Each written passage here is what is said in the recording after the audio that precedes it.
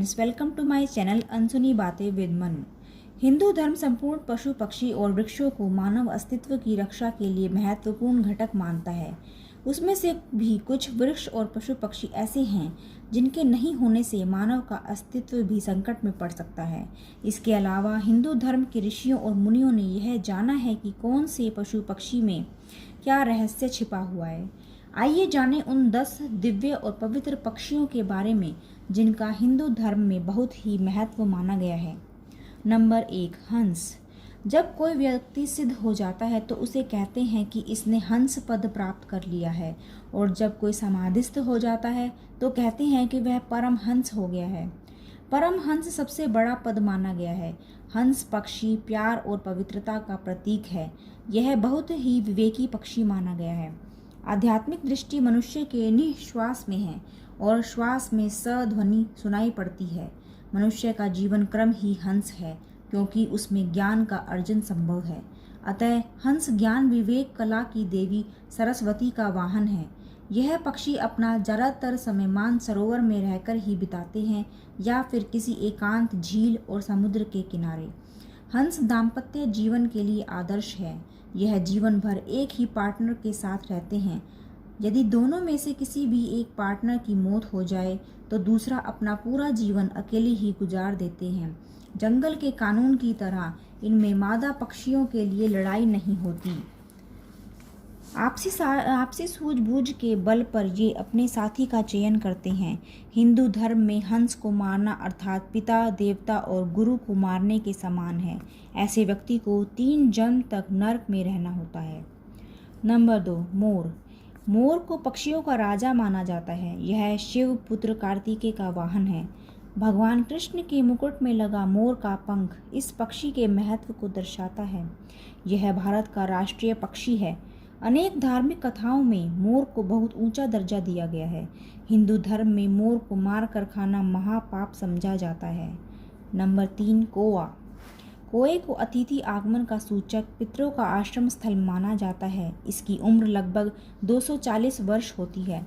श्राद्ध पक्ष में कौओं का बहुत महत्व माना गया है। इस पक्ष में कौओं को भोजन कराना अर्थात अपने पितरों को भोजन कराना माना गया है। कौए को भविष्य में घटने वाली घटनाओं का पहले से ही आभास हो जाता है। नंबर 4, उल्लू। उल्लू को लोग अच्छा नहीं मानते और उससे डरते हैं, लेकिन यह गलत धारणा है।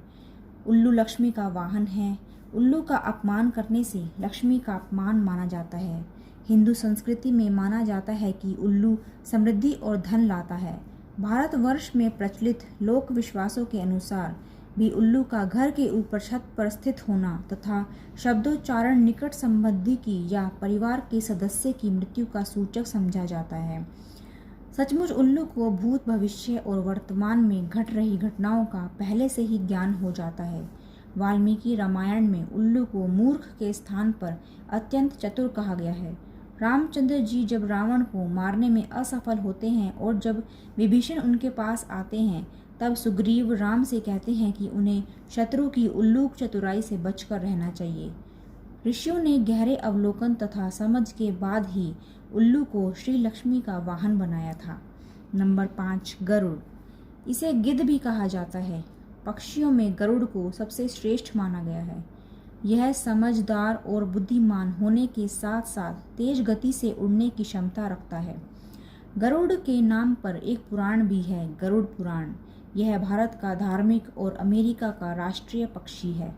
गरुड़ के बारे में पुराणों में अनेक कथाएं मिलती हैं। पौराणिक कथाओं के अनुसार भगवान विष्णु की सवारी और भगवान राम को मेघनाद के नागपाश से मुक्ति दिलाने वाले गरुड़ के बारे में कहा जाता है कि वह 100 वर्ष तक जीने की क्षमता रख सकता है। नीलकंठ। नीलकंठ को देखने में जो भाग्य का दरवाजा खुल जाता है, यह पवित्र पक्षी माना जाता है। इसके देखने मात्र से ही आप अपनी सफलता को महसूस कर सकते हैं। दशहरा पर लोग इसका दर्शन करने के लिए बहुत ललायित रहते हैं। नंबर 7, तोता। तोते का हरा रंग बुध ग्रह के साथ जोड़कर देखा जाता है। अतः घर में तोता पालने से बुध की कुदृष्टि का प्रभाव दूर होता है।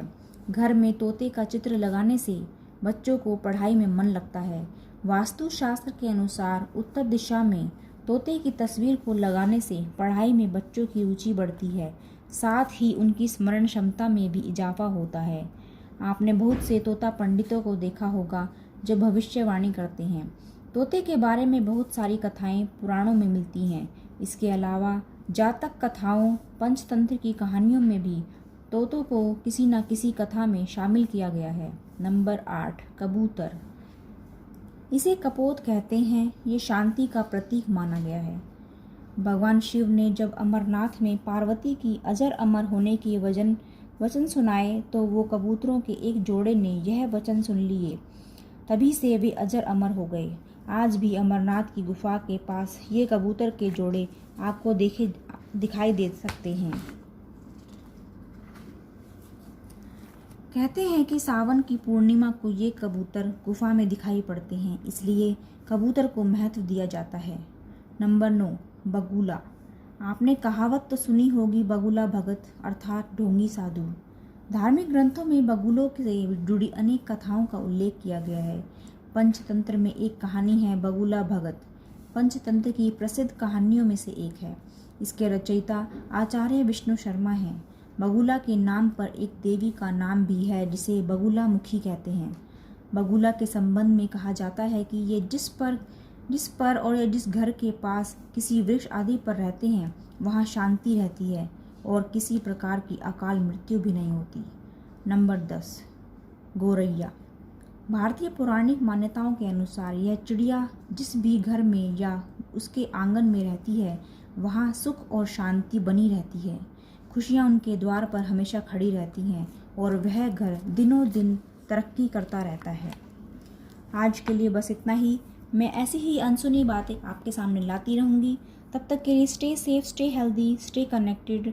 अगर आपको ये मेरी वीडियो अच्छी लगी हो तो प्लीज़ लाइक करें, शेयर करें और हो सके तो सब्सक्राइब भी ज़रूर करें। Thank you for watching.